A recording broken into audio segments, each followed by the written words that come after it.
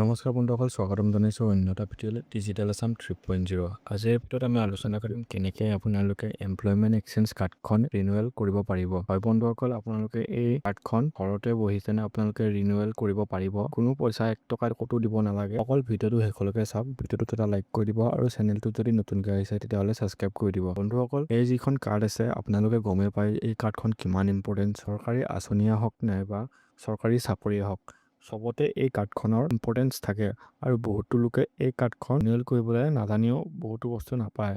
বন্ধুসকল, এই কাৰ্ডখন কেনেকেনো আপোনালোকে ৰিনিউৱেল কৰিব তাৰ বিষয়ে মোক বহুতে সুধি আছিলে। বন্ধুসকল, এই কাৰ্ডখন ৰিনিউৱেল কৰিব হ'লে আপোনালোকে মোবাইল বা কম্পিউটাৰত সেৱা সেতু যিটো এটা ৱেবছাইট আছে সেই ৱেবছাইটটোত যাব লাগিব। ৱেবছাইট পেজটো অপেন কৰি দেখা পাব, তাত লগ ইন আৰু ৰেজিষ্টাৰ বুলি অপশ্যন এটা আছে। তাৰ তলতে আপোনালোকে চিটিজেন বুলি অপশ্যন এটা পাইছে, তাতে ক্লিক কৰি দিব। তাতে ক্লিক কৰাৰ পিছত আপোনাৰ যিটো ইউজাৰ নেম আৰু পাছৱৰ্ডটো আছিলে সেইটো দি কেনে লগ ইন কৰি ল'ব। আৰু যদি আপোনাৰ পাছৱৰ্ডটো মনত নাই তেতিয়াহ'লে ইউজাৰ নেম নাইবা মোবাইল নাম্বাৰটো দি কেনে ফৰগেট পাছৱৰ্ড কৰি ল'ব। ফৰগেট পাছৱৰ্ড কৰিবলৈ তিনিয়ে অজু, আপোনালোকে কৰিলে গম পাই যাব। ৱেবছাইটটোত লগ ইন কৰাৰ পিছতে আপুনি দেখা পাব নতুনকে এটা পেজ খুলি যাব। তাতে হোম বাটনটোত যাই কেনে আপোনালোকে বক্সত ক্লিক কৰি কেনে লিখিব লাগিব renewal of registration card of employment চিকাৰ ইন এমপ্লয়মেণ্ট এক্সচেঞ্জ। এই অপশ্যনটোত যাই কেনে ক্লিক কৰিব লাগিব। ক্লিক কৰাৰ পিছতে আপোনালোকে এপ্লাই উইথ আধাৰ আৰু এপ্লাই উইথাউট আধাৰ পাব। আপোনালোকে কি কৰিব, এপ্লাই উইথ আধাৰটো কৰিব। এপ্লাই উইথ আধাৰ আছে অপশ্যনটোত ক্লিক কৰিব। তাতে ৰেজিষ্ট্ৰেশ্যন নাম্বাৰটো দিয়া আছে, এই ৰেজিষ্ট্ৰেশ্যন নাম্বাৰটো আপুনি ফিল কৰি দিব। মই ইয়াতে ব্লাৰ কৰি দিছো কাৰণ প্ৰাইভেচি কাৰণে। তাতে গৈ দেখিব যে আপোনাৰ